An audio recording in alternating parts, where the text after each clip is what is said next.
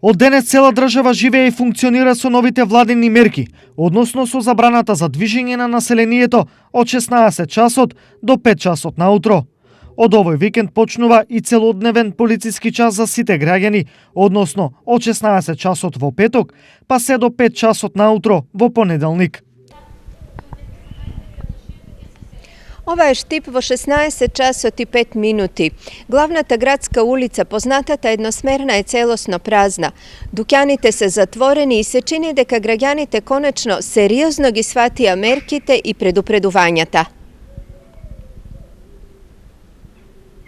Токму поради ова, денес заседаваа речиси сите општински кризни штабови во регионот за тоа како ќе функционираат градовите со новите мерки и препораки од владата. И општинскиот штаб за заштита и спасување ќе донесе одлука кој од маркетите, оние кои што се подготвени да работат и да доставуваат храна и намирници во текот на викендот, така што ќе информираме на време и јавноста и телефонските броеви од службата, од таа компанија која што ќе работи и ќе врши достава. Аптеките ќе работат по стариот режим на работа кој што е веќе утврден за нив.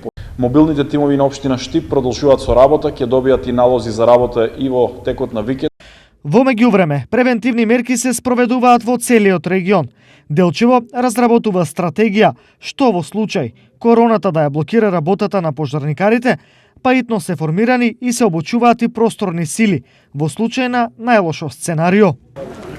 По иницијатива на општина Делчево со кризниот штаб е задужено да се формира просторни сили во, не дај Боже, најцено сценарио во однос на вирусот COVID-19, ако од нашите припадници ние како територијална противпожарна единица Делчево има некој позитивен на вирусот, да мора да се активира просторните сили за да можат да одговарат на предизвикот што е пред нив.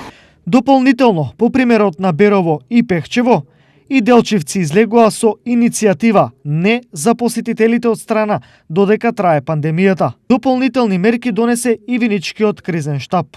Општина Виница во соработка со јавното претпријатие Солидарност ќе преземе мерки за дезинфекција на сите возила на влезовите од кај Кочани и Берово, да се упати апел до сите институции кои работат со луѓе, банки, пошта, маркети, да го организираат влезот и излезот на граѓаните за да не се создаваат непотребни гужви. Стои во соопштението.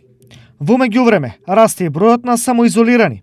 Најголема промена има во Чешиново Облешево, каде бројот на лица во изолација е 20 и сите биле во некаков контакт со инфицираниот градоначалник. Во останатите општини состојбата е следна.